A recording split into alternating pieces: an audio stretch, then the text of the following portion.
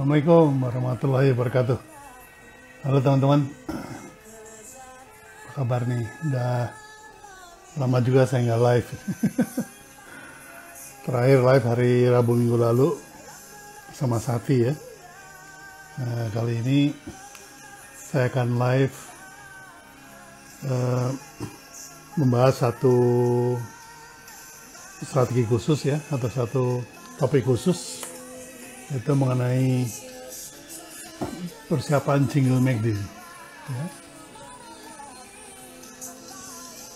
Nah, ini yang menarik buat kita bahas nanti, karena saya terlibat dari mulai pembuatan strategi maupun teknik jinglenya, jadi agak menarik ya. Jadi buat teman-teman yang belum biasa mungkin belum tahu kalau kita emang susunannya demikian ya. Jadi, nah saya sapa dulu nih beberapa teman nih. Oke, tolong dikasih tahu ya apakah ininya cukup bagus, suaranya cukup bagus. Dari mana Anda? Tolong dikasih tahu ya teman-teman untuk ngecek apakah suaranya cukup bagus. Ya. Ini di belakang saya sayup-sayup ada jingle McD yang akan kita bahas malam ini bersama Mas Koko Hadiono. Itu beliau adalah GM McD dari tahun 1977 sampai 2011. Jadi beliau sangat paham tentang McD ini dan ikut di dalam proses pada waktu pembuatan brand campaign ini. Jadi jingle ini merupakan brand campaign ya. Oke, Depok bagus, Makassar bagus. Kemudian saya lihat nih anggota kelas simfoni, oke. Salam simfoni, nanti ada Mbak Tia. Suaranya kurang terdengar volumenya Pak B ya, mungkin problem bukan di suara saya, tapi problem di telinga Anda. Bagaimana Tangerang cukup bagus, Balikpapan cakep katanya.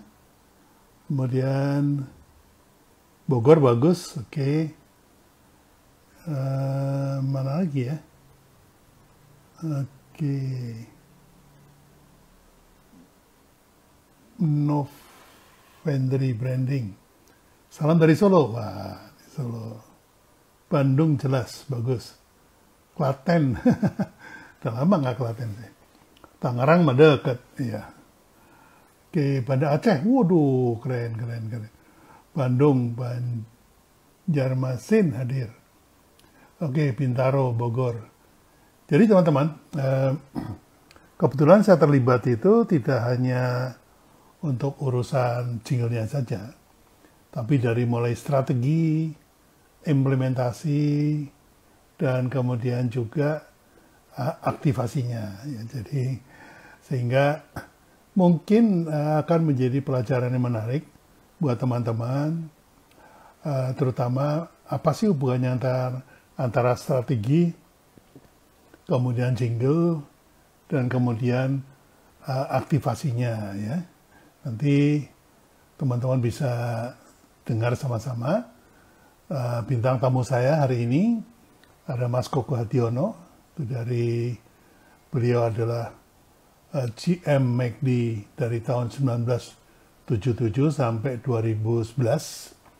Ya, jadi beliau sangat fasih dengan keadaan McD. Karena beliau adalah GM yang memimpin rescue atau penyelamatan bisnis McD di Indonesia ya. Nah, beliau adalah penemu dari crispy chickennya McD, kemudian beliau adalah penemu dari deliverynya McD. Wah, banyak terobosan lah zamannya beliau ini. Saya beruntung sempat kerja sama Mas Koko yang luar biasa inovatif. Jadi inovasi bukan barang baru buat saya. Yang kedua, saya juga undang Tia Subiakto, kebetulan anak saya yang pertama, yang paling gede, ya. Dia terlibat di dalam pembuatan jingle ini, dari mulai aransemen musiknya sampai juga aransemen lagunya. Nah, kebetulan aransemen lagunya bersama-sama dengan saya pada waktu itu. Nanti akan kita ceritakan, kita bedah bagaimana sih menyusun lagunya ya, karena saya agak risih menyebut jingle itu lagu, karena jingle emang bukan lagu ya. Jingle itu bukan lagu. Jingle adalah nada dan pesan yang disampaikan dalam nada dan irama ya. Ini teman-teman juga harus tahu. Kemudian, nah ini yang saya undang kebetulan bersedia hadir, itu adalah bintangnya sendiri, yaitu Reza Artamevia. Saya kenal ini dari mungkin malah Reza belum lahir ya, karena saya kenal tuh ibunya duluan. Kebetulan juga teman nari waktu itu ya, teman ikut misi kemana-mana. Kemudian beliau juga jadi model bintang iklan saya gitu. Kemudian sabar dulu Pak Bi, Mbak Reza mana? Ya, Reza akan muncul jam 8 lah kira-kira. Ya, sabar, jangan. Emang kalau Reza nongol mau apa? Nggak bisa ngapa-ngapain juga. Oke, baik. Sekarang saya akan coba undang Mas Koko ya, untuk kita bahas dulu strategi awalnya mengapa itu lihat nih. Nah, Mas Koko kebetulan sudah hadir. Saya coba undang beliau. Mas Koko sepertinya Anda harus request nih. Kalau diundang kayaknya nggak bisa. Silakan Mas Koko request, karena kayaknya sekarang kok wah, Mbak Rezanya udah ada tuh.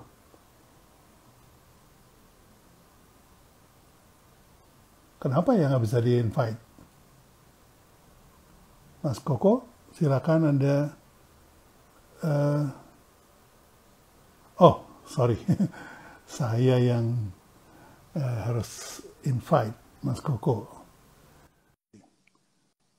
Baik, kita akan bahas mengapa sih brand campaign McD ini kita siapkan. Ya.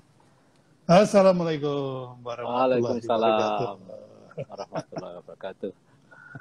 Mas Koko lama nih. Udah kalah gondrong sama Mas Koko. Iya nih, menikmatin ini nih. Gondrong gara-gara pandemi ini ya, saya nikmatin aja dulu. Oh, tapi gondrong keren. Saya lihat Mas Koko dikuncir, wah udah kayak tokoh dari mafioso. Di film-film kan gitu. Ya Mas Koko, monggo silakan. Oke. Memperkenalkan diri dulu supaya teman-teman yang follower saya belum kenal Anda semua mungkin. Ya, silakan.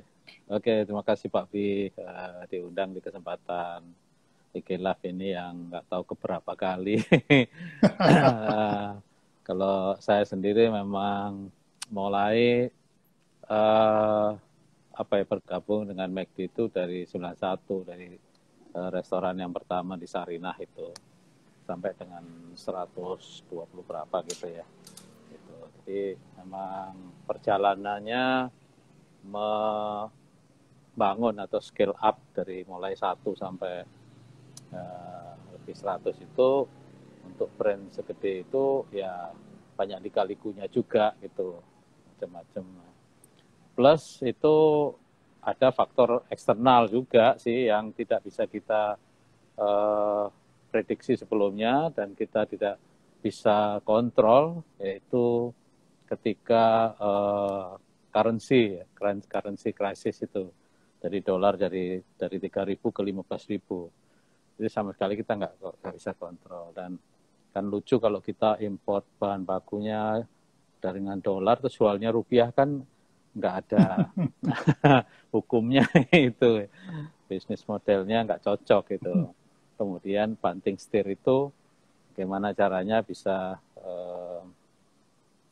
melokalisasi bahan baku yang dari impor itu, dan juga menemukan menu-menu yang dari lokal, termasuk salah satunya crispy chicken itu yang saya temukan dulu, yang sehingga sampai sekarang justru yang membumi di Indonesia itu justru crispy chicken ciptaan kita dulu gitu ya, bukan yang lebih dulu masuk Indonesia dengan chicken model yang lain gitu. Dan apa tuh ya? Ya saya ingat tuh Mas, yang menarik itu waktu itu perintah dari Chicago itu kan untuk survive di Indonesia terserah Anda kan gitu ya. Do whatever it takes to survive ya. Do whatever it takes to survive. Saya masih ingat banget tuh. Iya, gimana lagi itu. Memang technically ya udah nggak bisa survive sebetulnya dengan kondisi yang dolar segitu gedenya. Kalau memang porsi yang terbesar adalah import, nggak mungkin. Sehingga kita harus balik. Nah itu pekerjaan yang simsalabim juga itu membalik. Dan ternyata sekarang diikutin bahkan oleh semua brand asing ya. Brand fast food asing itu nggak ada yang nggak ngikutin. Sampai sekarang diikutin semua gitu. Jual fried chicken itu. Ya karena itu memang staple-nya orang Indonesia dan Asia ya. Gitu. Orang Indonesia kalau belum makan nasi sama ayam, belum makan. Nah begini Mas, seingat saya kan ada dari cerita dari tahun 1977, itu kan memang 1997 kan? Ya. Tahun 97, itu kan memang masa-masa krisis ya, masa-masa krismon. Nah pada saat itu kan Anda diminta atau diangkat menjadi GM ya. Pas krismon diangkat jadi GM, itu kan pasti pusing ya. Saya ingat banget tuh waktu itu Mas Koko itu menjalankan program selling, dikit-dikit omset, dikit-dikit diskon kan gitu ya, dikit-dikit diskon gitu, dikit-dikit paket. Nah itu sampai saya ingat saya tahun 99, itu 2 tahun aja tuh. Nah itu ceritanya gimana kok bisa langsung naik lagi tuh dengan ayam dan paket-paketan itu. Ya, jadi cerita yang tadi udah kan bahwa kita sebenarnya nggak bisa survive kalau kita nggak melokalisir itu. Jadi kita yang semua yang kita bisa lokalisir, kita lokalisir, terus menciptakan menu yang jadi core baru gitu istilahnya ya, andalan baru untuk supaya bisa mengundang orang balik datang ke kita. Nah ketika itu emang sunyi senyap ya, percaturan iklan-iklan itu juga sunyi senyap itu, dalam arti orang mau masang iklan di TV aja nggak mampu, nggak berani gitu. Nah saat itulah sebetulnya kita nelikum gitu, bagaimana caranya, kan tadi harus survive. Kalau kita jual burger agak sulit mengconvince saat itu gitu ya, karena burgernya nggak bisa langsung kita convert jadi murah gitu. Tapi yang staple-nya orang Indonesia di tengah krisis itu ya pokoknya bisa dapat real meal gitu ya, makan kenyang dan komplit, udah sama makan sama minumnya itu solusi. Jadi kita memberi jawaban untuk pain point-nya masyarakat saat itu gitu. Ya dengan paket nasi itu ya, panas itu, sehingga mereka langsung ingat. Dan waktu itu memang ketika di TV nggak ada yang pasang iklan, kita pasang iklan sendiri. Ya itu Pak B itu, pokoknya saya pesen aja kan waktu itu, pokoknya bikinin aja itu, bikinin ayam dan yang gede. Kebetulan juga rate-nya waktu itu kan dipotong separuh Mas. Iya lah, justru itu TV, justru semua orang dulu takut. Kalau sebelumnya kan kita ngemis-ngemis itu kalau ke TV Iya, gitu ya. betul. Wah, ini apa bonusnya apa. Nah, sekarang TV-nya yang datang kita. Saya masih ingat itu. Iya, iya. Dikasih apa potongan 60%, dikasih bonus A, bonus B, bonus C. Wah, ambil aja udah gitu. Jadi Iya, ketika betul. nggak ada yang main, kita main sendiri. Nah, ini juga sebetulnya learning yang bisa kita lakukan saat ini nih. Pandemi ini juga gitu. Ini kan krisis juga. Makanya siapa yang bisa cepat mentas itu, nelikung ya cepat itu survive. Jadi awalnya tapi ya tadi kan dari mulai krisis yang harus survive, ya sudah selling dulu gitu. Ya apa ya ayam kita jual yang paling ini kan ya pokoknya semua ayam ya sup ayam ya bubur ayam misalnya.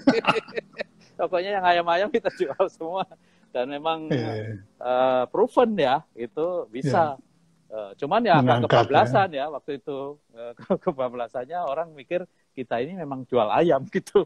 Lupa kalau burger. Nah itu yang agak pusing juga ini waktu itu. Nah terus habis itu kan kita balikin lagi. Tapi perjalanannya itulah yang apa tuh namanya kita memang benar-benar untuk survive itu ya jualan dulu kan. Apa yang bisa menjawab pain point-nya masyarakat juga saat itu. Nah, makanya kita memberi jawaban yang tepat gitu saat itu.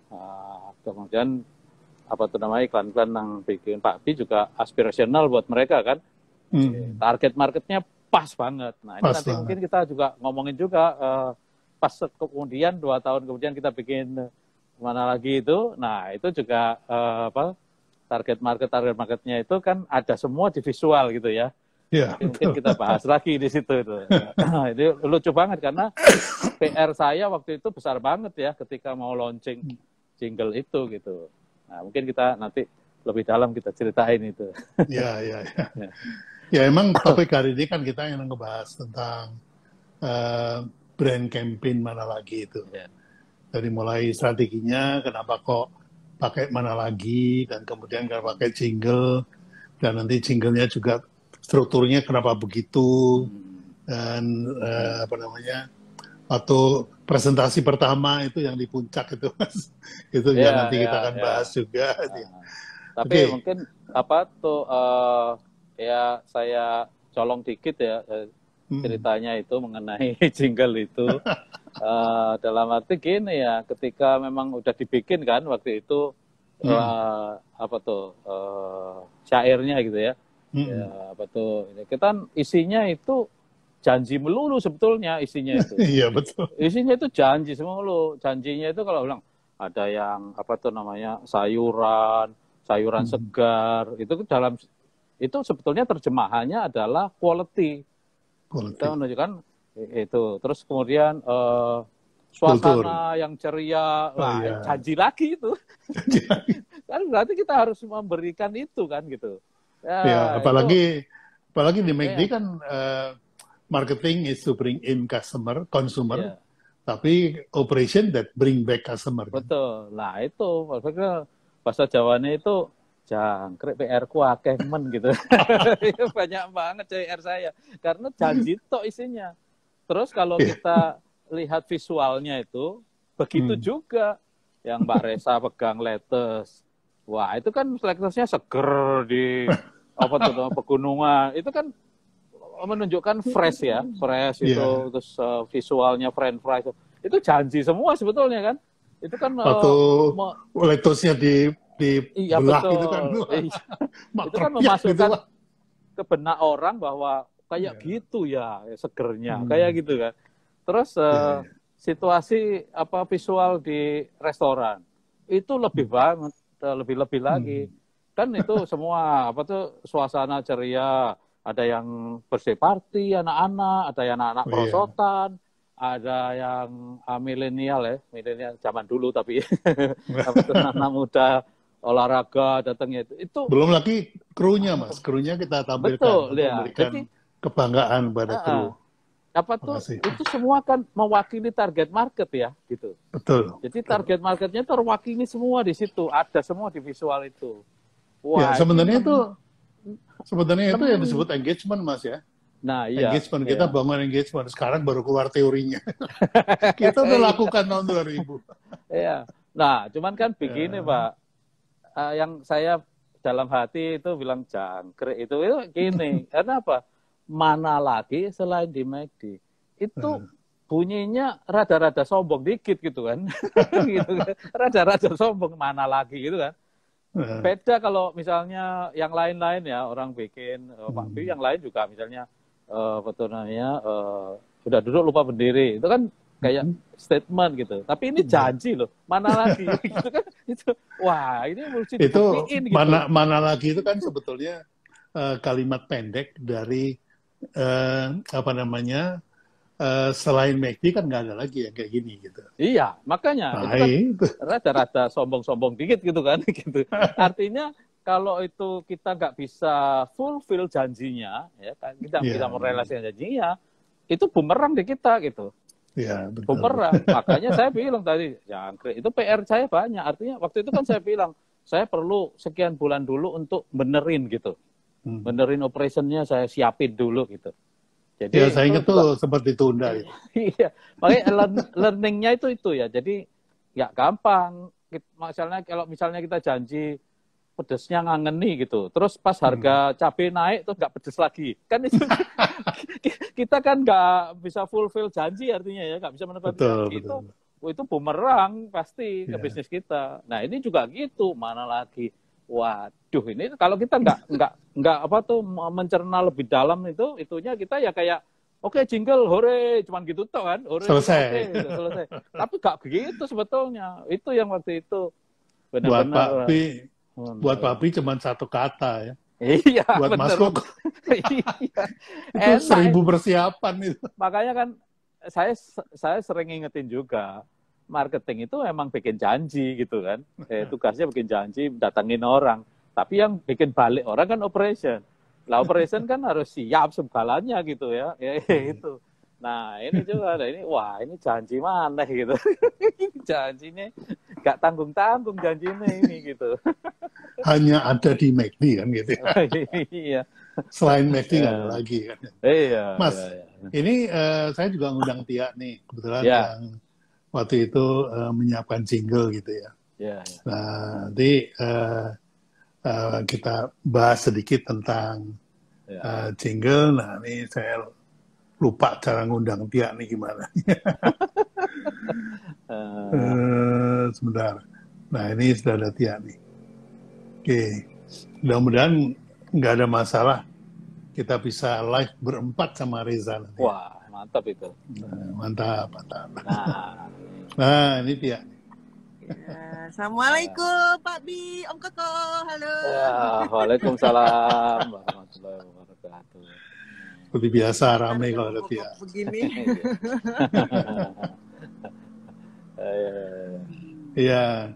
Ya ini lagi ngomong ini Tia tentang apa nanti udah dengar kan tadi kita ngomongin tadi tentang. Aku sampai ngakak-ngakak. Soalnya ini kayak nostalgia banget kan. Waktu itu tahun 99 aku juga baru masuk ke musik yang memang musik applied art gitu kan, musik yang benar-benar gimana sih bikin jingle yang baik dan kemudian yang memang benar-benar tune in ke masyarakat kayak gitu. Dan pada waktu itu aku inget banget nih, aku tuh masih nyimpen sebenarnya.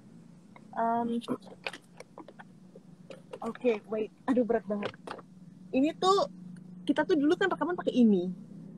Itu kita masih kesimpan di rumah. Magnetik ya.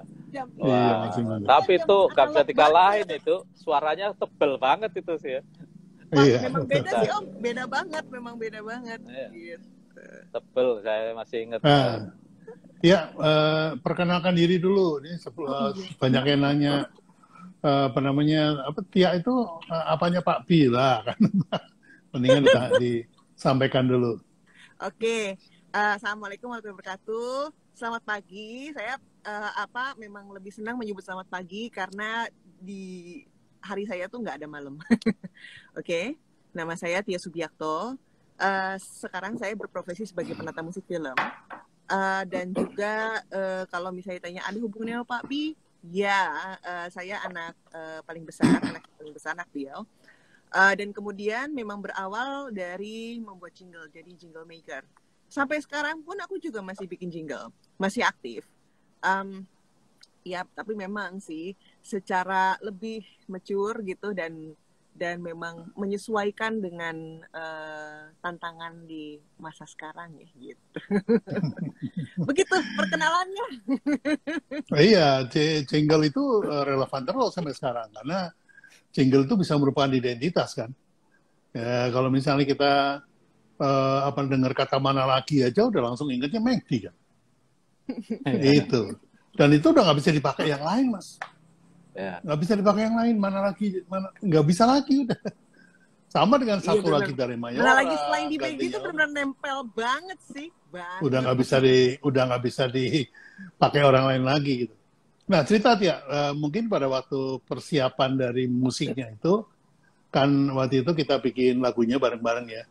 Jadi Pak Abi bikin liriknya udah sambil rengeng-rengeng gitu. Kira-kira lagunya gini.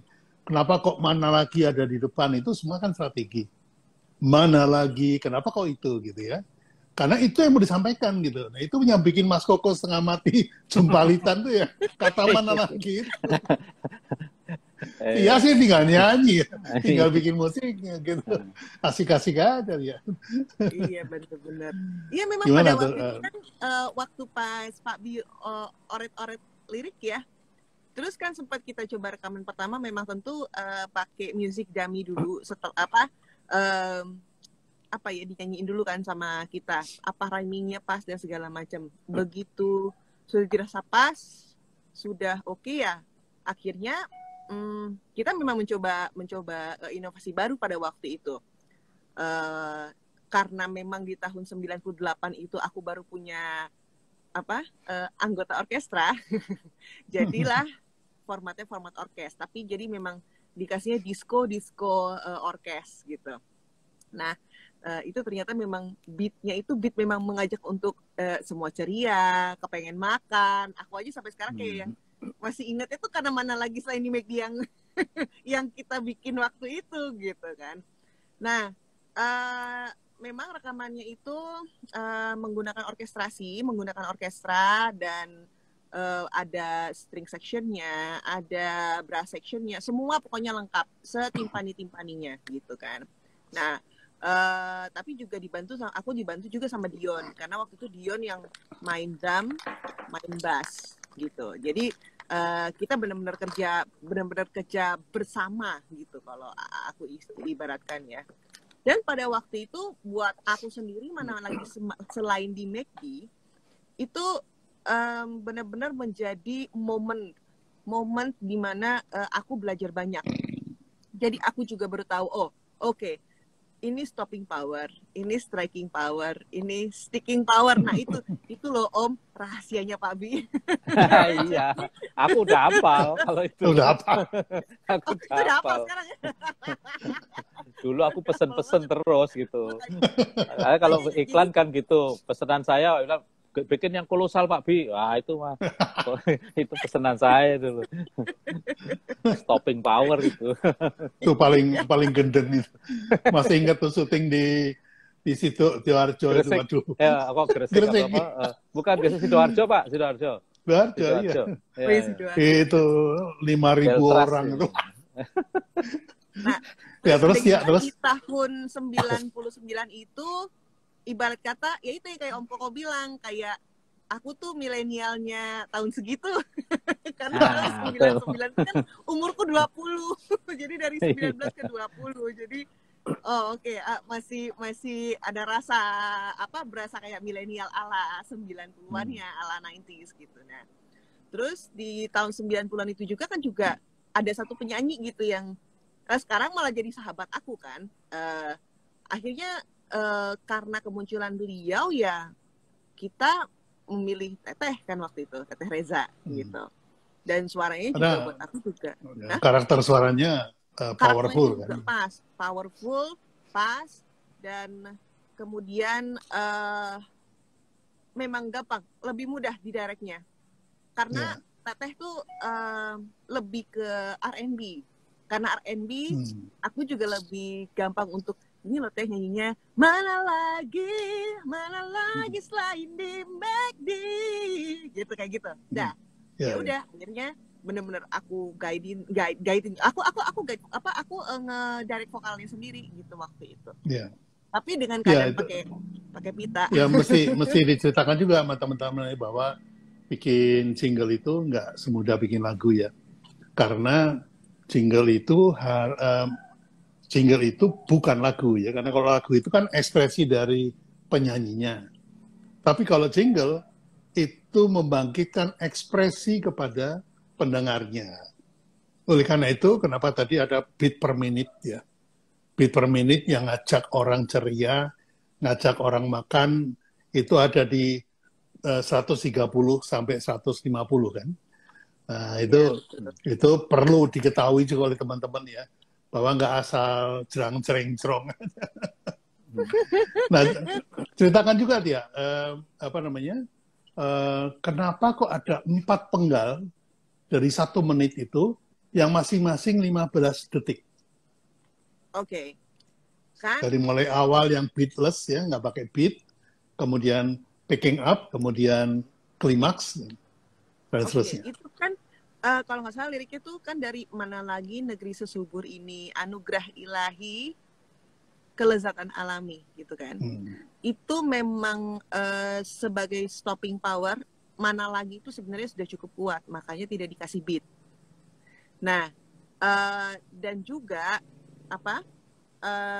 mengungkapkan anugerah ilahi gitu. Kita tuh mesti tahu bahwa Indonesia itu negeri yang subur. Nah, mana lagi ada negeri yang subur ini gitu. Nah, ya kekayaan alamnya itu merupakan anugerah ilahi gitu. Nah, jadi makanya dibikin beatless. Terus melimpahkan kesegaran itu udah mulai fresh gitu. Makanya aku cuma Nita Dion waktu itu bikin pakai kick. Melimpah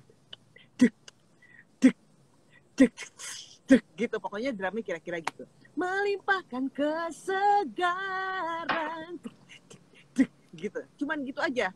Terus yang make dipersembahkan cujung. Nah itu begitu pas fill in, itu kan yang di antara itu sama sampai Dion fill in drum itu namanya striking power gitu.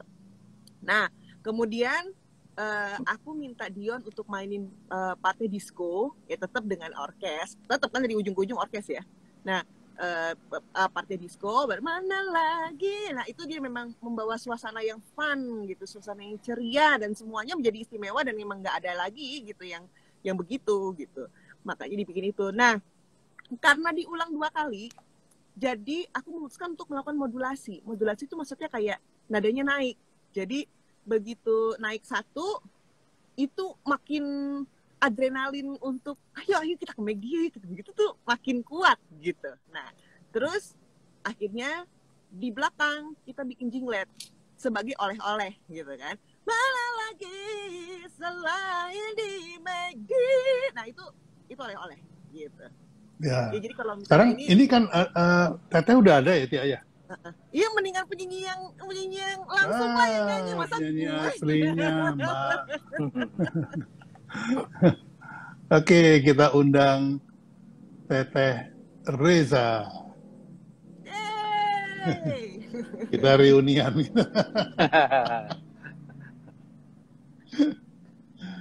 Nah, halo.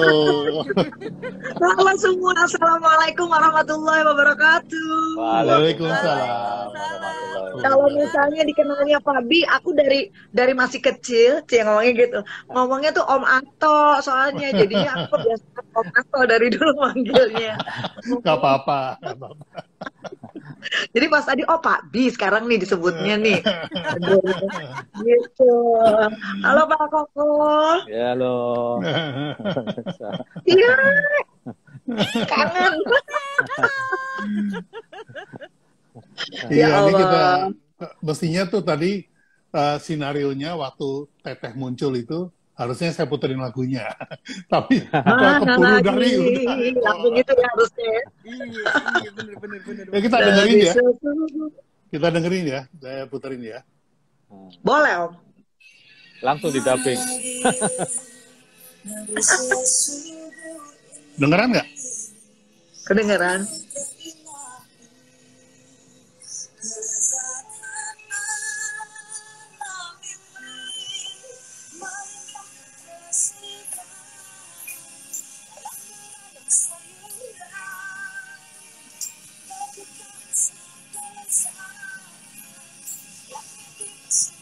Hei, nyanyi bareng.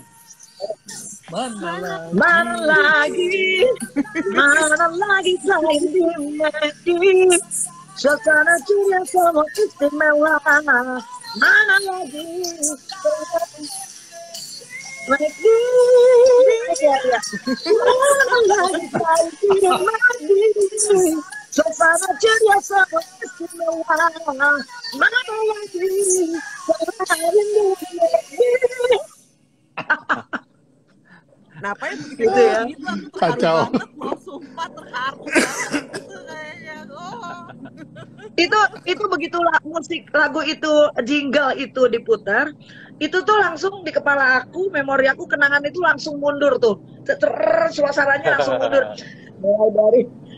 Mulai dari karena itu tahun 98 kan Om, udah mulai di kita kontak-kontakan itu 98 akhir. Aku menjelang mau nikah tapi belum nikah saat itu. Terus jadi begitu kita di sela-sela itu aku inget banget ke studio take vokal sama Tia gitu kan. Udah jadinya tuh langsung ini nih langsung memori langsung banyak banget deh. Syutingnya di bukit-bukit di pegunungan. Terus aku masih kurus banget. Masih muda juga teh. Ember ya. Muda Tapi sih. aku nggak ngerasa tua juga sih. Nggak tahu diri. Iya deh. Om Ato aja masih kayak gitu dari dulu aku dari 20 dari belum nikah ya. Jadi dari 23 tahun yang lalu, 23 tahun yang lalu aja Om Ato aku ngelihatnya kayak begitu ya, beliau. Masih begitu-gitu aja. Masya Allah. Masya Allah. Alhamdulillah. Oh, kalau yang tahu ada yang ngikutin follow IG saya, kalau sempat lihat di Instagram saya ada ucapan selamat ulang tahun buat ibu saya tuh, ada foto yang pakai kebaya ibu saya, itu yang motret itu Om Subiakto, ibu saya tuh yang motretnya beliau itu, bayangin coba, ya Allah. Dan saya masih ini terus akhirnya saya ikutan juga, makasih. Dan Tadi udah disampaikan salamnya, salam dari Musye buat Om salam Biak. juga kembali kepada Musya. Dulu panggilannya Enci sih, bukan Musya. Iya emang, Enci bener. Begitu punya anak Musya kan, Enci, Musya. Enci betul. Enci. Iya. Nah, ini ceritanya Mas Koko. Jadi ibunya Reza ini teman saya nari gitu, nari Jawa. Nah itu ketika ikut misi-misi, nah bareng-bareng lah tuh. Apa namanya? Saya motret itu Mas, itu dapat, itu kan kalendernya teh botol ya. Saya dapat ordernya itu Mas, itu udah dapat uangnya, belum bisa motretnya Mas. Belum punya kameranya Mas.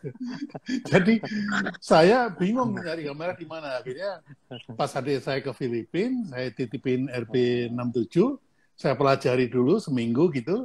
Terus kemudian saya belajar lightingnya dan segala macam.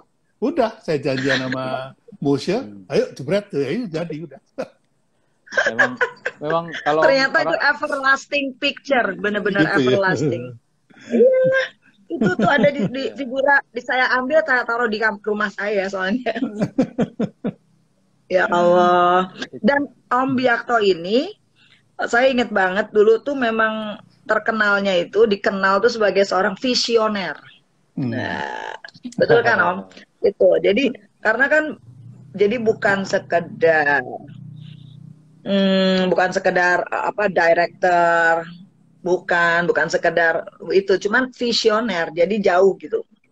Melihat ke depan. Karena kan kalau misalnya ini sekarang kebetulan kita membahas brand McD, tapi sesungguhnya coba brand yang dipegang Om Ato itu tuh semuanya tuh leader semua kalau nggak salah, dan ada yang kopi ya Om ya, itu juga kan visioner, kata-kata itu kan itu memang visioner tuh, jadi kata-kata itu susah, yang namanya memang bukan lagu. Jingle itu lebih sulit dari lagu karena jingle itu hanya dalam 1 menit maksimal gitu kan, tapi harus bisa membawa pesan sebuah brand gitu. Kayak apa tuh? Jadi itu Bapak anak ya, coba ya. Kalau kita kebagian pusing ya, Pak Koko. Saya Ya, nyanyi, benar. disuruh Itu sana mah gitu, situ gitu. Pak paling Koko paling bagian pusing, marketing. paling pusing. Tapi emang apa ya, Pak Bi kalau bikin keyword itu emang dahsyat sih. Yang Coba. di Pahe aja yang aja Pahe. Itu anak kecil di kampung-kampung semua ngiruin kayak gitu. Nah, itu ya Itu Mas, itu ada cuman ceritanya itu kata-kata. Mas. Itu ada ceritanya itu. Jadi saya ngundang cari orang India. Pasar Baru, Majestic, saya undangin masuk ke studio. Nggak bisa Mas ngomong gitu. Akhirnya saya kasih contoh. Nah, diam-diam direkam tuh sama operator saya. Udah, langsung operator saya bilang, udah Pak Bi pakai ini aja. Akhirnya pakai suara saya itu. Oh iya. Oh, suara Ombi. Suara saya itu. Aja Pahe. Itu anak kecil di mana-mana itu ngomongin itu aja. Nah, yang kayak gitu-gitu itu kan mancep ya Pak, yang Pak Bi bilang nggak bisa dihapus itu. Enak mancep, tapi ini yang kerja di restoran Di ini belakang. itu harus membuktikan itu yang yang setengah mati. Nah, Pokoknya jargon, karena jargonnya tuh kuat sekali kan. Jargonnya udah kuat, jadi ini harus ya nggak boleh, harus kuat juga. Nah, sekarang Teteh mungkin masih ingat cerita dulu waktu jingle sudah kita bahas ya. Waktu syuting itu kan di Lembang ya, di Lembang pakai helikopter gitu kan. Itu bukan drone kan ya, bukan drone kan? Bukan, itu helikopter. Helikopter beneran. Helikopter. Terus udah gitu dingin kan tuh. Tapi saya kan gaya sok bajunya sok kayak begitu tadi. Terbuka. Kan. Jadi, di bukit ditaruh gitu di gunung ya Om, di gunung ya, kan. Betul. Kayak gitu. Terus ya udah jadinya bukan drone, belum musim gitu. Itu sih helikopter. Jadi wah balik. Begitu juga di yang berikutnya kan Om, yang di Bali juga. Bali, ya di Bali Tanah Lot. Ya. Bayangin Tanah Lot itu kan tempat suci ya. Belum pernah ada yang syuting di situ. Kalau nggak salah saya ingat Tanah Lot dan Borobudur. Prambanan. Borobudur ya. Borobudur. Dua itu Borobudur dan Tanah Lot. Dua-duanya kan tempat suci, belum ada yang katanya itu pernah bikin film di situ kan Om. Tapi beliau ini entah gimana caranya berhasil dapat izin untuk kita syuting di situ. Terus mungkin, udah gitu saya harus nari Bali. Pokoknya udah seru banget deh, udah deh. Mungkin ditarik dulu Pak Bi, sebelum syuting itu kan ada apa tuh yang saya ngumpulin restoran manajer saya seluruh Indonesia dulu itu. Oh iya betul. Nah itu mungkin menarik itu ada karena ada cerita yang mungkin ada learningnya di situ. Ya jadi teman-teman harus wajib tahu nih. Yang lucu itu ketika kita bikin jingle sudah jadi, prosesnya itu sama sekali tidak melibatkan klien. Jadi klien nggak boleh datang ke studio. Jadi kita kerja sendiri, kita bebas, dikasih kebebasan sama Mas Koko. Nah, waktu presentasi, itu nggak dapat waktu tuh. Udah selesai rekamannya, Mas rekamannya udah jadi nih, kapan kita presentasi? Wah nanti Pak, kita habis ini deh, sales manager meeting aja. Nanti kita lagi ada National Sales Manager Convention, jadi kita nggak ada waktu nih. Terus Mas Koko bilang ini, gimana Pak Bi, berani nggak kita Pak Bi presentasi rekaman itu di depan 120 store manager dari seluruh Indonesia sebagai juri. Wah, saya deg-degan juga. Kalau nanti separuh di voting bilang nggak mau, bubar deh gitu. Nah, akhirnya saya juga nggak mau kalah. Oke, Mas Koko, kita berangkat. Di mana waktu itu? Di mana Mas tempatnya? Di puncak tuh? Di puncak lah. Ya, di puncak. Nah, yang lucu itu, saya kan nggak ngasih tahu sama Mas Koko kalau saya menyelundupkan Reza. Ya. Nah itu Reza bisa cerita tuh. Silakan cerita Reza. Itu gimana menyelundupnya, jam berapa itu? Masih ingat? Aku udah agak lupa. Tapi yang pasti kan tuh di sela-sela di antara ini Aksa kan itu. Teteh nggak boleh kelihatan pokoknya. Teteh nggak boleh kelihatan. Jadi nggak udah boleh mulai sarapan. itu kan. Iya, nggak boleh turun, pokoknya nggak boleh kelihatan. Terus udah gitu, udah mulai. Nah, udah mulai, tunggu semua sampai semuanya masuk dulu ke ruangan. Jadi terus ngintip. Jadi kita kan nggak latihan, nggak apa. Jadi pakai feeling aja udah kita kan. Pokoknya nanti itu gini ya. Nanti kalau udah tunggu ini begini baru teteh masuk. Iya, jadi teteh pokoknya nggak boleh kelihatan sama sekali. Aduh, bener-bener. Sementara kita tampilnya bukan kayak nyanyi lagu. Mending ya cuma 1 menit. Tapi itu harus sangat mengesankan gitu, emang bener-bener deh. Tapi luar biasa sih. Itu luar biasa banget. Nah, itu karena menjadi surprise, itu gimana Mas Teguh? Itu kan seluruh hadirin nggak ada yang tahu tuh kalau Reza datang. Ya, itu mah apa ya, sebagai satu ya real surprise sih. Dari surprise dalam arti begini ya biasanya memang. Saya itu kan kalau mau bikin campaign, itu selalu convincing internal dulu. Jadi sell the idea kepada internal dulu. Jadi kalau misalnya tim kita di dalam manajemen, restoran manager itu semua itu convince, ya kalau katakanlah kita bilang, ayo kita 60 second service ya gitu, ya service 60 detik. Itu kalau kita cuma ngomong-ngomong doang aja, mereka bilang, oh ya, nggak habis itu kerjain. Karena nggak tahu why. Kenapa harus 60 detik gitu. Nah, convincing mereka itu sangat penting sebelum kita convincing customer gitu. Bahwa kita bisa service mereka 60 detik gitu. Nah, itu ke dalam itu kan yang penting itu bahwa kita bisa membuat mereka itu akhirnya, oh gitu tuh maksudnya. Oke, kalau gitu terkalibrasi semua, nah, mereka bisa satu bahasa dalam mengimplementasikan. Itu triknya. Sama dengan ini juga, ketika tiba-tiba dapat surprise, kan itu seluruh restoran manajer seluruh Indonesia ya. Untung surprise benar Pak. Coba kalau enggak ternyata justru itu, biasa aja dia lalu juga kan. Ketika kan kita kayak apa nih gitu kan, apa nih gitu kan. Terus tiba-tiba, wes ada artis masuk nih gitu kan. Nah, ngapain? Kan nggak dikasih cerita kan itu ini untuk apa ini nggak. Tapi begitu ini, nah, habis itu baru kita cerita bahwa inilah apa tuh namanya brand campaign kita yang akan kita jalankan. Di situ baru saya convincing internal bahwa PR-nya banyak nih habis ini gitu.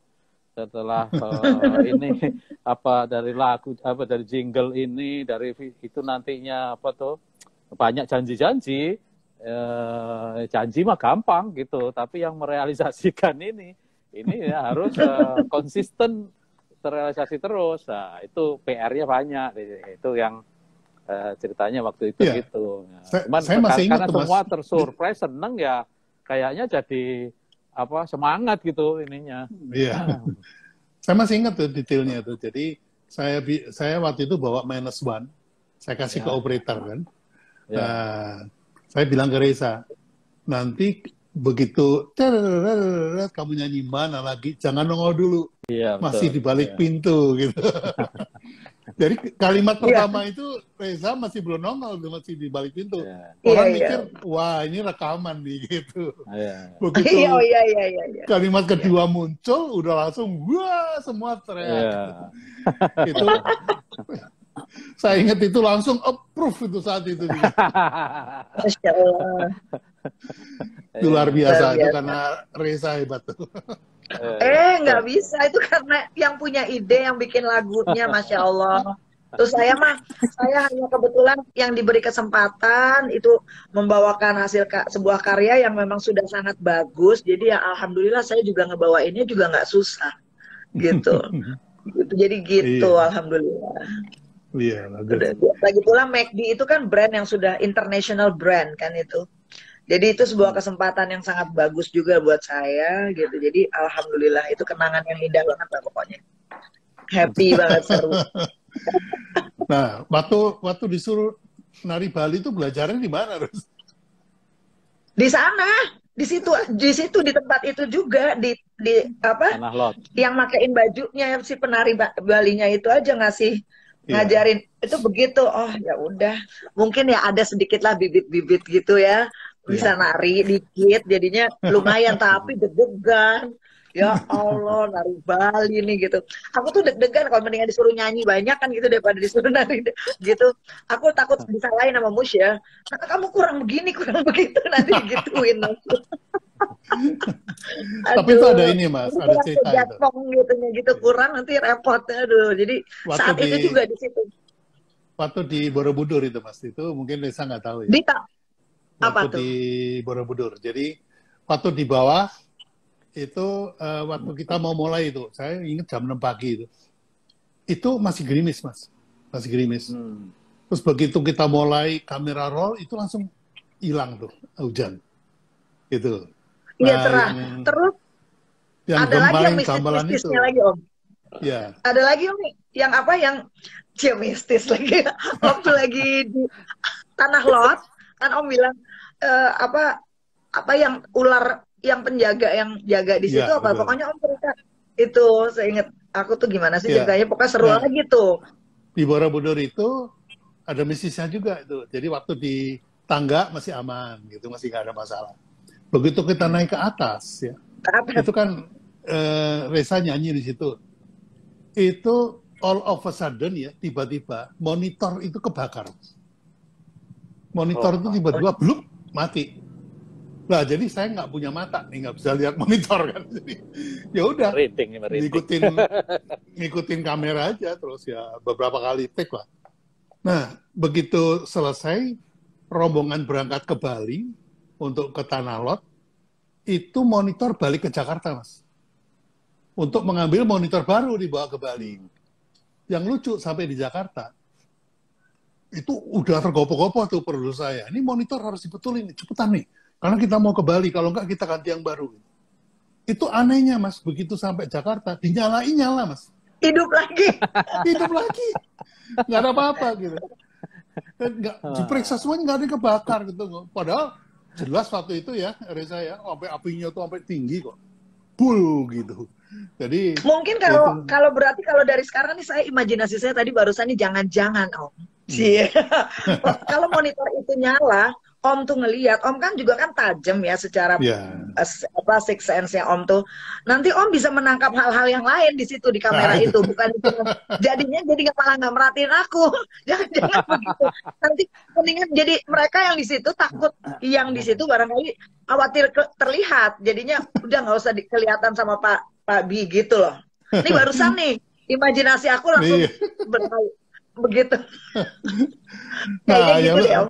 Yang lucu lagi waktu sampai Bali, kemudian kita ke Tanah Lot gitu ya. Kan itu malam itu, sampai sana malam. Itu ini apa namanya? Nggak dapat izin, Mas. Syuting di Tanah Lot itu nggak dapat izin. Karena yang boleh naik ke sana itu hanya yang mau melakukan ini apa namanya? Ritual gitu. Ritual. Nah, saya bilang di halamannya aja deh, nggak usah di dalam gitu. Di halamannya aja. Terus udah gitu, apa namanya, nggak bisa, tetap nggak bisa. Pokoknya di pantainya aja. Loh, kalau di pantai kan udah beda cerita ya. Wah, akhirnya udah. Nah, kita nyerah, besok kita bujuk lagi gitu ceritanya. Pedandanya pulang. Nah, malam itu saya kebangun Mas tengah malam. Itu ada pemuda yang lagi ngeliatin saya gitu. Tangannya tuh gitiin ke tempat tidur. Saya dilihatin, kaget saya. Saya kaget itu. Begitu saya kedip, hilang. Nah, itu cerita pertama. Yang kedua, setelah itu saya dalam tidur itu saya mimpi. Mimpi melihat ada lima ular. 5 ular. Tapi ular itu bentuknya kayak keemasan gitu, Mas. Jadi nggak seperti ular biasa, itu keemasan gitu. Nah, udah. Terus begitu besoknya ketemu Pedanda, tetap nggak dikasih. Lalu saya cerita, saya mau tanya nih, semalam saya ada kejadian gini. Menurut Anda gimana? Itu apa sih, tanda apa itu? Wah, dia kaget, Mas. Langsung, wah, kalau gitu berarti Anda welcome. Anda boleh syuting di sini. Silakan sampai masuk ke pura boleh. Loh. 5 ular udah keluar. 5 ular udah keluar. Sudah dapat izin katanya yang penjaga. Jadi akhirnya ya udah naik ke atas. Nah, masih ada naik, benar-benar naik. naik sampai ya di pelataran depannya sih, nggak sampai ke dalam puranya karena Iya, apa tapi tetap namanya aja udah di tebing, udah di atas udah ya, di udah di atas atas. ya. Terus pakai helikopter lagi, helikopter Nah, lagi. helikopter tuh ada cerita lagi, Mas. Jadi saya sama Ken itu nungguin apa namanya, nungguin matahari. Karena mataharinya begitu kuat, sehingga kalau kita ngikutin lighting matahari, maka lautnya jadi hitam. Kalau kita ikutin lautnya, mataharinya jadi redup. jadi bukan mataharinya jadi terlalu terang. Akhirnya kita nunggu sampai matahari itu kalau pagi kan masih datar ya. Kalau datar itu lautnya masih hitam. Tapi kalau udah tinggi, nah itu baru akan biru gitu. Nah, problemnya adalah waktu itu mataharinya tuh nggak redup-redup, Mas. Wah, akhirnya saya bilang ini, udah jam 10 nih. Waduh, udah jam 10, dari jam 6 pagi. Saya bilang Reza udah di atas tanah laut itu udah dari jam 6 pagi. Kasihan juga. Akhirnya saya bilang gini sama Ken itu, saya punya apa namanya? Saya punya kameramen sama pilot. Saya bilang, terbang kita sekarang. Bismillah, naik. Terbang gitu. Nah, itu kan tanah laut itu kita puterin gini, Mas. Tanah laut itu kita puterin gini. Ketika sampai di sini kan Reza di sini nih. Jadi kita baru akan syuting ke arah Reza ini. Ya, ingat ada ya? ombak ya? Iya. Ini muter nih, Mas. Muter. Waktu muter itu masih terang, Mas. Begitu sampai sini, itu mendung. Begitu mendung, itu antara lighting matahari sama laut itu jadi seimbang. Jadi nggak perlu jadi dikorbankan gitu. Jadi akhirnya setiap muter balik kita rolling. Oke, rolling. Begitu selesai, terang lagi. Begitu muter lagi, mendung lagi. Wah, saya bilang ini campur tangan Tuhan ini, bukan Pasti bukan. Itu masih pakai seluloid ya, Pak Bi ya? Iya, masih seluloid itu. Enggak Terus ada juga yang deburan bener-bener naik deburan heli. ombaknya apa deburan lautnya itu mecah ke dinding apa ke Iya, agak tebingnya itu juga karangnya itu. karang-karangnya itu juga dapat banget lagi Om. Iya, itu apa namanya, perdandanya aja bilang itu tumben sekali. Biasanya airnya tenang. Ini kok tiba-tiba bergolak. Jadi Iya. ada percikan-percikan gitu. Saya bilang basah nih anak saya. Dan itu Reza diikat loh, Mas. Kamu ingat nggak diikat pinggangnya diikat ke pohon itu? Iya, takut khawatir jatuh ya. Takut ke bawah ombak, bukannya apa? Iya, takut itu. Tahu-tahu ombak jatuh shot ketarik gitu. Nah, itu ngeri wah. Itu luar biasa tuh pengalaman. Luar biasa banget. Itu seru banget nih bener-bener. Berhari-hari ya. Jadi dari Taman Mini, Borobudur, Tanah Lot, Bali, ya Om. Iya, betul. Nah, itu kebetulan saat itu juga tuh Om, ini ada cerita belok sedikit. Kan di Bali itu, nah saat itu juga lagi masa-masa pembuatan iklan McD di sana. Saya disusul sama Masaki Ueda tuh di situ saat itu. Lagi saya syuting McD itu. Pertama kali kenalan juga tuh sama Masaki Ueda yang duet sama saya kan. Lagu Biar Menjadi Kenangan. Itu lagu duet. Nah, pertama kali kenal di situ juga saat iklan McD itu. Lagi syuting. Dia nyusul ke situ dari Jepang. Pertama kali kenal gitu. Gitu jadinya story-nya banyak banget. Jadi langsung banyak, ya? makanya begitu denger lagunya aja udah langsung memorinya banyak banget. Mas Aji lah ada juga apa semua ada jadinya. Iya, tiba-tiba bernostalgia ya. Iya, nostalgia benar. Ya itu zaman emang challenging banget buat kita juga ya. Karena adrenalin kita tuh kepicu karena Chris Mon kan. Jadi betul. Karena Chris Mon, jadi kita harus mengalahkan Chris Mon, nggak boleh kalah. Lahirlah TNT Orchestra, Reza nyanyi di situ, kemudian iya. Saya kan pendatang baru kan. Saya terhitung pendatang baru. Pendatang baru yang lahir di saat krisis moneter juga gitu kan. Jadi ya benar. Ya kita survivor lah gitu ya, penyintas kita jadi penyintas krisis Iya, kita moneter sama-sama gitu. pendatang baru ya Teh. Iya, sama-sama kan waktu itu kita sama-sama Tia. Iya bener-bener. Gitu. Ini ada yang komen terus berbagi ilmu ya Pak Bi sebelum meninggal. Masya Allah. Jangan doa. Jangan dulu atuh. Wah, Masih kita gagah lagi begitu, masih nostalgia gagah, masih ini. muda ya. Tenang Mas. Insya Allah banyak doa teman-teman Tuh udah yang ditanya tuh Om Bi, apa rahasianya Pak Bi sudah di atas 70? Terus kata siapa orang baru di atas 50? Iya bener loh. Segar, sehat, alhamdulillah, masya Allah. alhamdulillah.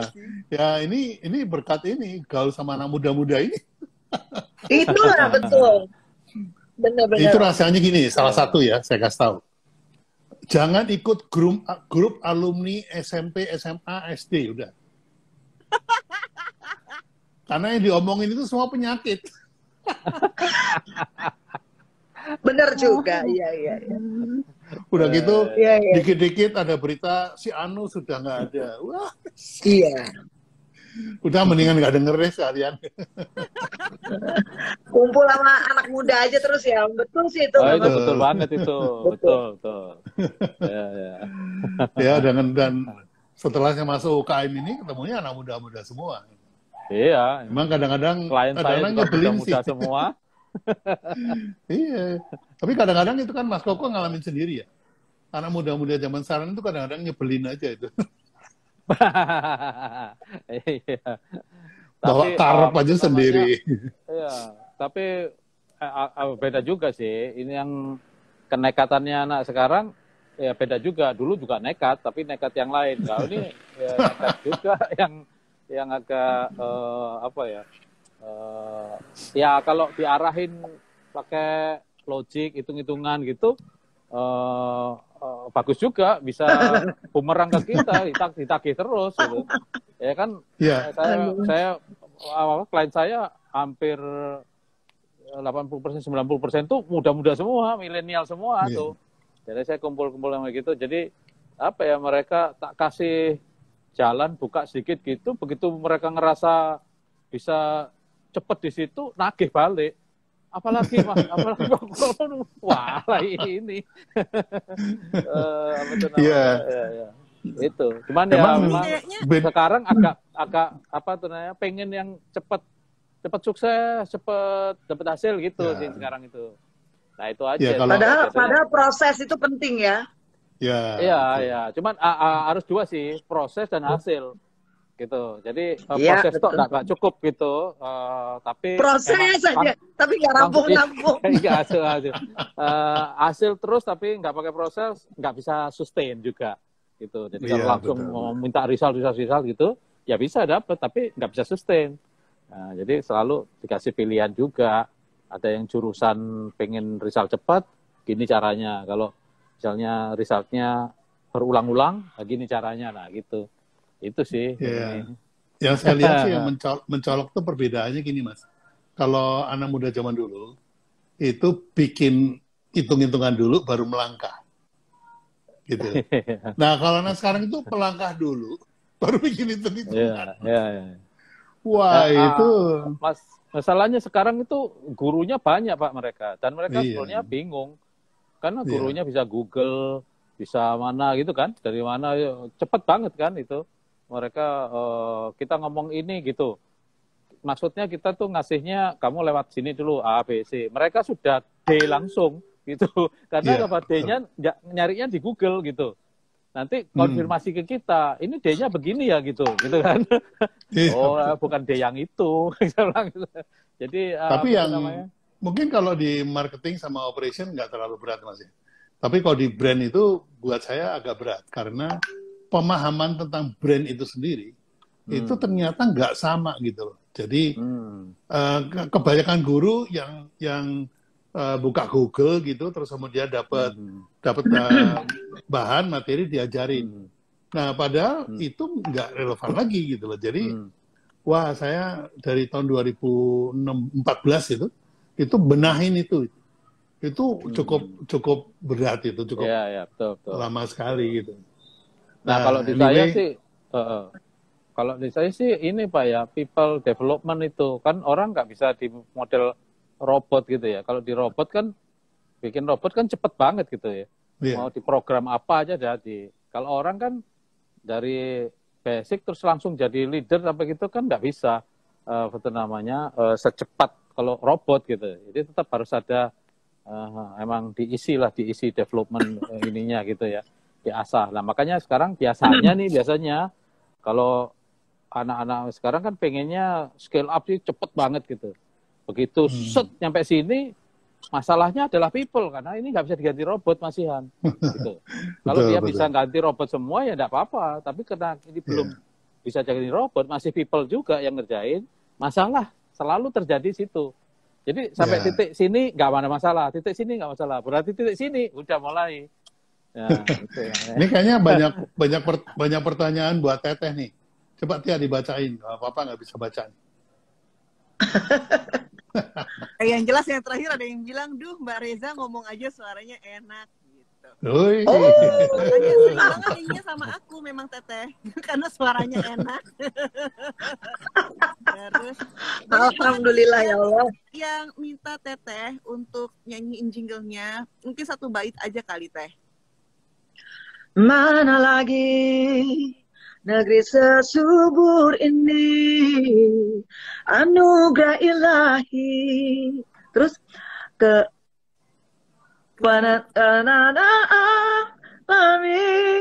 terus agak tadi jadi lupa gue. Mana? Udah 20 tahun lebih.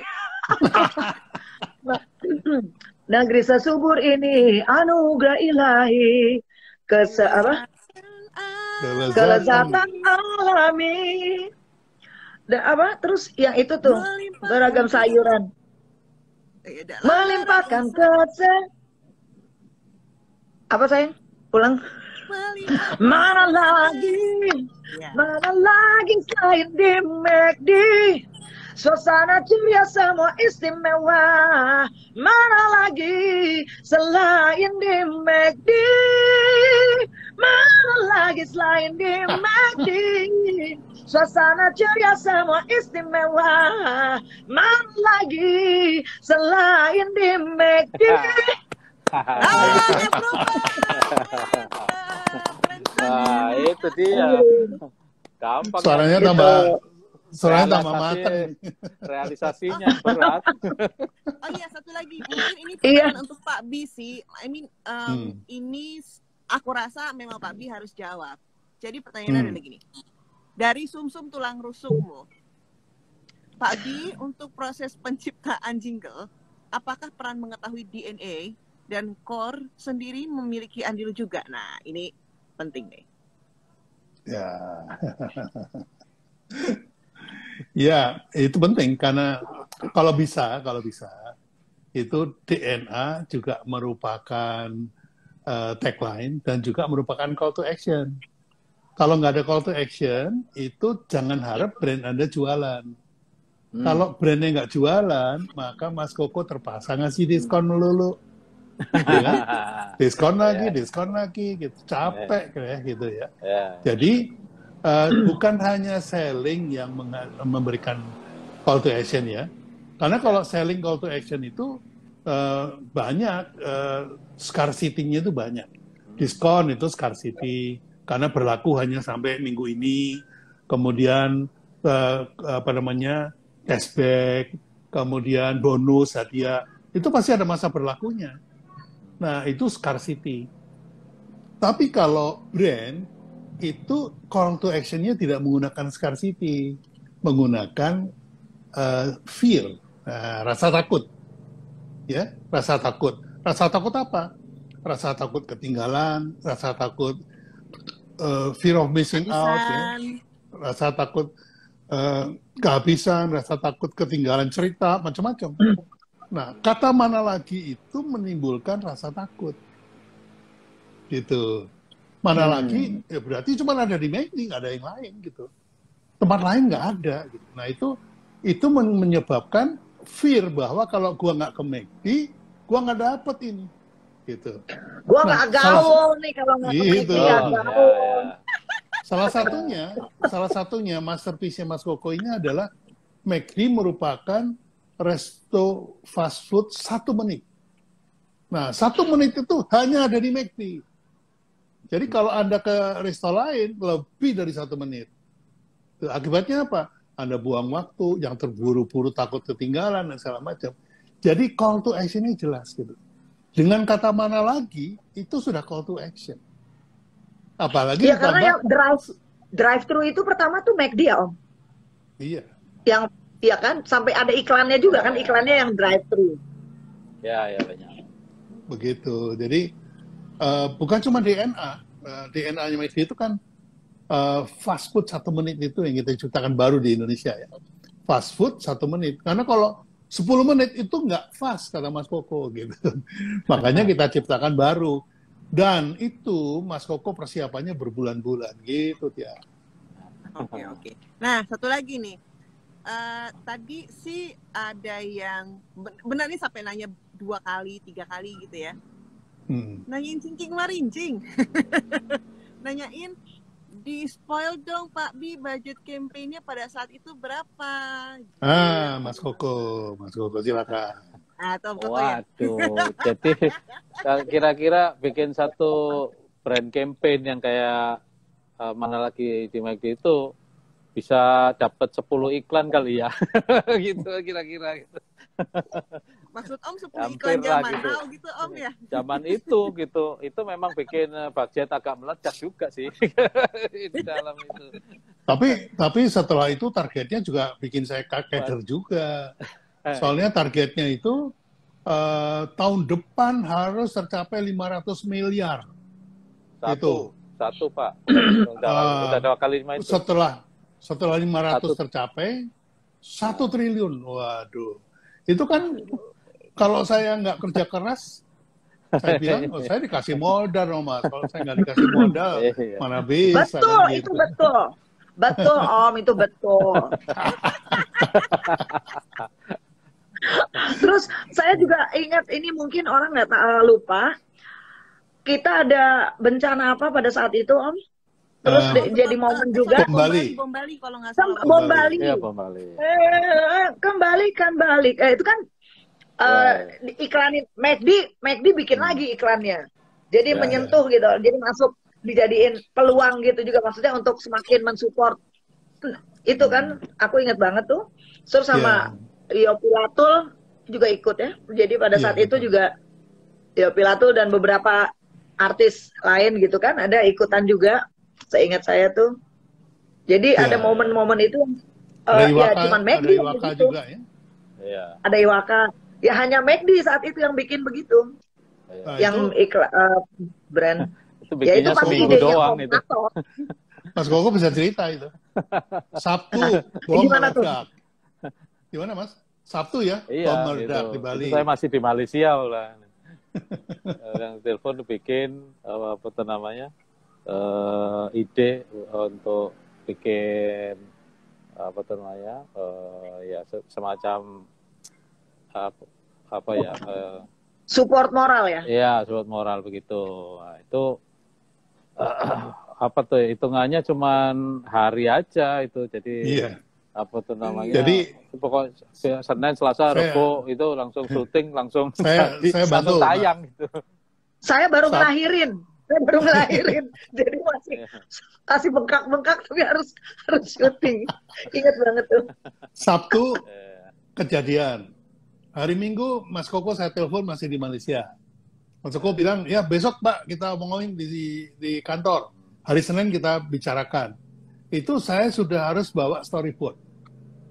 Dan bawa jingle jangan lupa, aku disuruh bikin. Iya, betul bawa jingle. Iya musiknya juga kan. Iya. Kita kan langsung pada dipanggil. Ayo cepat nyanyi kapan sempat jam malam apa semua dia. Ini ada jam segini. Udah. Ingat banget. Jadi kayak vokal dulu tuh, habis itu katanya baru ngedubbing kan. Iya. Hari Selasa kita rapat, kita putusin. Hari Rabu syuting udah.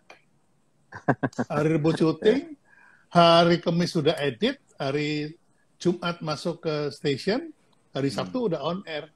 Seminggu seminggu peringatan bom Bali, nah itu McD udah keluar. Sampai-sampai orang bilang, sampai-sampai orang bilang, ini jangan-jangan McD yang sponsorin. Iya, luar biasa. Dulu yang tadi nanya berapa bikin budgetnya itu, sebetulnya kalau zaman dulu ya iklan itu bukan berapa budget bikin iklannya, masang iklannya di TV itu yang gak bikin yang mahal ya. Itu yang mahal di situ. Iya, dapat slotnya aja berantem dulu. Booking tuh apa tuh namanya perebutan, habis itu ya itu apa tuh namanya strategi dan challenge-nya justru di situ. Bisa dapat spot yang prime kan, minta yang prime itu kan perlu strategi tersendiri lah ya. Mana betul. Indonesia ini dibagi 3 waktu gitu. Kalau prime-nya di Jakarta udah nggak prime lagi di Indonesia Timur gitu. Itu kan udah kemalaman lagi itu. Jadi prime-nya 3 jam ya, harus ikut terus ya. Iya, makanya waktu udah bisa dipecah-pecah, yang timur dimajuin itu nggak ngikut Jakarta, itu enak gitu. Tapi kan kalau misalnya apa tuh acara yang di Jakarta prime itu kan nggak bisa digeser ya gitu. Yang di sana udah waktunya tidur padahal gitu. Ya, jam 7-nya Jakarta kan udah jam 9 di Indonesia Timur gitu. Itu sih challenge-nya apa tuh namanya booking slot-slotnya itu TV-nya yang mana gitu kan, ada 9 TV yang masang di sini kebanyakan salah, masang di sana kebanyakan salah, masang di sini kurang salah. Itu semua metriknya itu dashboardnya ya kalau istilah sekarang itu. Dashboardnya itu ini TV A, TV B, TV C jam. Wah, kalau sekarang ya itu pusingnya dulu lah ya. Iya. Program mana yang lagi ngetop itu kita harus tahu ya. Iya. Ada lagi ya pertanyaan? Pak Bi, sebenarnya pertanyaannya udah selesai. Cuman aku minta maaf banget untuk Pak Bi, Om Koko sama Teteh karena berikat aku nyeri lagi. Jadi apa ya, aku silam dulu. Oke. Ini juga udah tinggal penutup kok ya. Tinggal 10 menit lagi. Jadi monggo silakan bergantian Mas Koko, Tia, sama Mbak Resa untuk memberikan closing remark gitu dari pengalaman ini, apa yang bisa kita pelajari. Dimulai dari Mas Koko, monggo Mas, silakan. Ya, makasih. Ya, jadi sangat perlu sekali ya kita punya brand campaign. Nah, salah satu campaign yang jitu ya jingle itu gitu. Nah, jingle aja kalau sifatnya yang ada lagu, syair, dan terus ada visualnya, nah itu mesti kita resapin benar bahwa apa makna dari masing-masing itu, karena sebetulnya itu janji biasanya sih isinya gitu. Nah, janji itu yang nantinya harus kita tepati gitu kan, kita realisasikan. Ketika kita bisa merealisasikan secara konsisten, customer suka dan balik-balik lagi karena mereka trust. Trust itu timbul kan gitu kan, dibikin janji dulu terus ditepati, itu jadi timbul trust gitu. Kalau nggak ada janjinya ya nggak ada yang ditepati gitu kan, nggak ada yang merasa ditepatin. Nah, janji itu dibikin dulu ya macam-macam ya, mulai yang pedes seluruh Indonesia nomor 1 pedes ngangeni apa itu semua juga janji gitu. Tapi kemudian kita bisa merealisasikan apa enggak itu yang apa tuh namanya teman-teman UKM ini mungkin perlu ada learning dari sini gitu ya, bahwa tidak sesimpel kalau udah bikin tagline udah gitu aja gitu. Nah, tapi apa maknanya bagi operasional atau tim-tim yang lain itu untuk merealisasikannya. Dan peperangan itu kan seperti Pak Pi bilang ada di benak konsumen. Nah, itu tadi bahwa salah satu strateginya jingle itu yang bisa mancep itu terbukti dari ya kayak mana lagi ini sampai lintas generasi masih diingat aja gitu. Ya itu sih mungkin yang perlu sedikit saya bisa sampaikan. Ya. Oke, berikutnya silakan Tia, nanti Mbak Resa gongnya sebagai penutup. Teteh dulu nanti baru aku. Ya udah, mana dulu. Ya oke. Teteh dulu. Ya, makasih. Sebenarnya sih, sebetulnya saya tuh beruntung. Saya yang beruntung mendapat kesempatan masuk di sebuah tim yang sudah matang gitu. Konsep yang sudah matang, terus yang betul-betul dipikirkan dengan sangat detail dan jauh ke depan gitu ya. Terus saya diundang, diajak ikut. Jadi saya sangat merasa beruntung banget gitu. Saya bisa turut serta memberi warna kepada brand campaign itu gitu. Mungkin tugas saya adalah memberi warna pada brand campaign tersebut gitu ya. Alhamdulillah ternyata berarti kita cocok ini, benar. Berarti mudah-mudahan ada iklan lain ya, kita sama-sama lagi nih. Ujungnya gitu. Siap. Gitu. Karena memang saya selain McD ada beberapa brand lain saya juga ini, cuma tidak ada dan ada yang nyanyi juga, tetapi tidak ada yang sekuat ini memang. Mana lagi ini, karena memang kan benar-benar fokus nyanyi kan, di situ nyanyi, terus ada diperbarui lagi terus jadi ya itulah tadi, benar-benar saya rasa karena kita tuh ngeklik semuanya juga nih, ini sebuah luck banget buat kita saat itu, jadi yang sangat disyukuri, dan saya berterima kasih sudah diajak turut serta dengan tokoh-tokoh besar di bidang periklanan Indonesia, industri iklan dan juga industri makanan. Pokoknya brand internasional, saya sangat thankful. Thank you. Makasih banyak Om, makasih banyak Tia, Pak Koko. Makasih banyak McD. Ya, Tia closing ya. Oke. Memang kalau bagi aku sendiri gitu, awal itu selalu tidak terlupakan gitu ya. Aku ingat banget tahun 99 itu adalah awal dari saya terjun untuk produksi sebuah jingle yang mana itu masuk dalam applied art dan pada waktu itu saya umur 20 tahun, yang dimana umur 20 tahun itu pasti maunya pure music gitu kan, dari hati. Ini enggak, ini memang harus melihat apa yang di bawah brandnya, apa komunikasinya, what is the message gitu kan, segala macam. Tapi yang ada di awal itu selalu menjadi bekal sampai sekarang gitu. Jadi akhirnya saya bisa sekarang ini juga bisa membuat jingle yang emang benar-benar juga ada yang fenomenal juga, dari properti sampai sarung. Nggak boleh ya. Nah, itu yang buat saya itu memang sampai sekarang itu kepegang banget. Nah, jadi ya alhamdulillah juga berkat Pak Bi juga dan Om Koko juga dan Teteh juga yang benar-benar kita benar-benar mengawali awal ini gitu kalau buat aku. Nah, alhamdulillah. Jadi kalau bagi teman-teman yang memang ingin banget ilmunya dan kepengen banget mengulang lagi milestone kita berempat ini, harus rajin-rajin ikutan kelas Pak Bi. Dan boleh.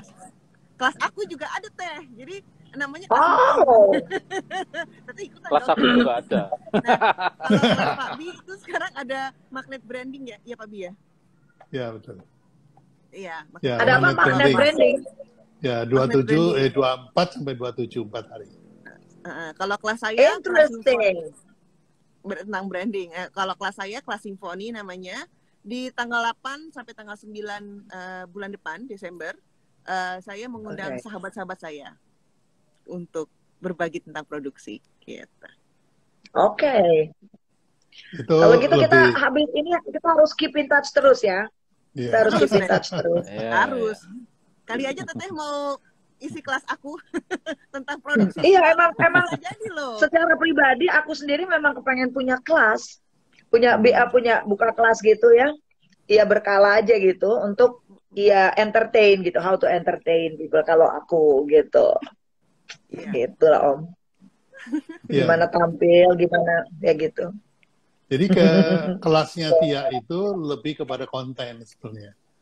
Jadi mesti diingat bahwa di zaman sekarang memproduksi konten itu sama pentingnya dengan memproduksi produk. Kenapa? Betul. Karena perkenalan pertama antara calon konsumen dengan produk itu sekarang lewat layar 5 inci kan. Nah, layar 5 inci itu isinya konten gitu. Nah, sehingga ilmu kita yang kelihatannya sudah kuno, Mas, ternyata sekarang dibutuhkan lagi. Iya, gitu. betul banget itu. Nah, jadi Tia ini membuat kelas namanya Simponi, ada director series, ada producer series, ada storytelling series, ada mungkin music series gitu. Jadi beberapa elemen yang dibutuhkan untuk bikin konten. Nah, itu mungkin nanti kita ngundang Rita gitu ya. Sehingga teman-teman UKM itu nggak cuma bisa bikin blueprint. Memang arsitek bikin blueprint. Udah gitu begitu mau bangun rumahnya panggil kontraktor. Kita harus tahu. Kita harus tahu juga. Nah, ini juga mungkin Mas Koko juga harus jelaskan nih. Saya udah nggak update lagi nih, workshopnya apa aja nih Mas Koko nih? Oh, iya, saya masih workshop operation, terutama juga apa itu namanya? Resto ya, resto manajemen. Ini yang lagi in adalah profit plan ya, bagaimana mempersiapkan tahun depan, tahun 2022-2023 itu mesti bagaimana kita. Jadi nggak kaget-kaget gitu ya. Jadi ada plannya dulu, membuat berapa salesnya, berapa profitnya, naik berapa persen dari tahun ini. Kemudian yang berikutnya nih saya akan membuat kelas untuk eksekutif. Artinya udah mulai nih. Jadi kayak misalnya area manager itu kayaknya belum pernah ada kelasnya. Jadi area manager itu yang punya 4 restoran gitu ya, atau 5 restoran itu harus ngapain sih mereka gitu. Ya itu nggak ada sekarang. Ya lo masih sampai jadi manajer, sampai restoran manajer, udah ada sih kelas-kelasnya gitu. Tapi setelah itu nggak ada. Jadi banyak yang jadi area manager, tapi actually don't know what to do gitu. Mereka nggak tahu apa kewajibannya, apa tanggung jawabnya, apa KPI-nya, apa itu nggak tahu. Mungkin diada-adain, tapi sebenarnya nggak strategik gitu. Nah, dan nggak strategi untuk terus naik ke atas gitu. Itu ya ini. Jadi bagi eksekutifnya nanti kan owner-ownernya udah ada kelasnya tersendiri. Nah sekarang nanti eksekutifnya itu yang bisa reguler gitu ya. Jadi mereka tinggal ngirim aja anak buahnya gitu ya. Kita yang do the rest ya. Gitu. Kita yang mengisi skill and knowledge gitu. Jadi nggak hanya knowledge saja tapi skill, karena operation itu is about skill juga gitu untuk melayani, untuk handling komplain, untuk kan sekarang udah berubah zamannya, nggak dine in aja kan. Sekarang udah online ya, udah ojol itu bisa jadi lebih persentasenya lebih gede daripada dine in gitu. Itu sudah zaman udah berubah gitu. Nah, itu udah beda lagi cara handling komplain. Itu udah beda gitu. Zaman saya ke Amerika, Hamburger University, sampai sana belajar handling customer komplain pakai role play. Sekarang komplainnya beda tapi orangnya nggak kelihatan. Pakai medsos. Nah, itulah kira-kira, Pak. Baik, sudah jam 9 malam, ini bukannya nggak sono, bukannya nggak kangen ngobrol nih, tapi ini reuni pertama kali, kita akan lanjutkan dengan reuni-reuni berikutnya ya, Reza ya. Amin. Nanti dengan bermacam-macam kegiatan lah, yang penting menyambung silaturahmi. Jadi untuk teman-teman ya, untuk teman-teman, memang untuk sukses itu diperlukan banyak ilmu ya. Jadi ilmu bisa dari mana saja, tapi hati-hatilah memilih guru ya. Karena banyak sekarang ini guru yang mengajar tentang brand tapi nggak pernah bikin brand. Ngajar tentang restoran tapi nggak pernah punya restoran. Ngajar tentang musik tapi nggak pernah bikin jingle gitu. Ngajar nyanyi tapi nggak pernah nyanyi lah. Ini ajar kuliner tapi nggak pernah kuliner. Nah, itu dia. Jadi teman-teman harap selektif ya dalam memilih ilmu, karena kalau tanpa ilmu kita seperti orang buta menilai gajah ya. Yang megang kakinya bilang, wah gajah itu kayak pohon kelapa. Yang megang buntutnya, wah kayak kuncirnya Pak B. Yang megang kupingnya kayak kipas. Nah, ini teman-teman belajar itu penting, dan belajarlah kepada yang sudah mumpuni ya, sudah matang. Ya. Masih banyak atas perhatiannya. Sekian dari saya. Wabillahi taufik wal hidayah. Wassalamualaikum warahmatullahi wabarakatuh. Waalaikumsalam warahmatullahi wabarakatuh.